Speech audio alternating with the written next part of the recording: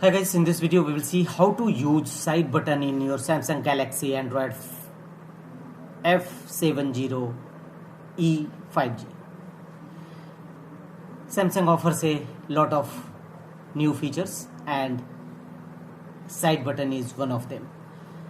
You can decide what it does when it is long pressed and double pressed of your side button. Go to settings of your Samsung Galaxy Android, and here you will find advanced features.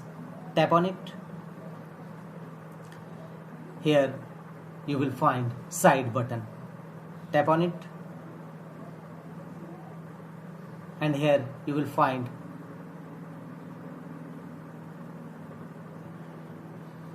long press or double tap.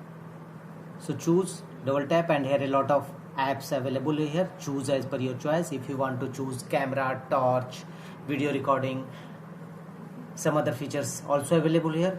If you want to change open apps using side button, then here are the option. Simply select it and choose your side button, and you can see torch is now open using side button. Now we will see how to use side button to open app. Click on app, tap on settings, and you will see a lot of apps available here. Choose any one which you want to open through side button.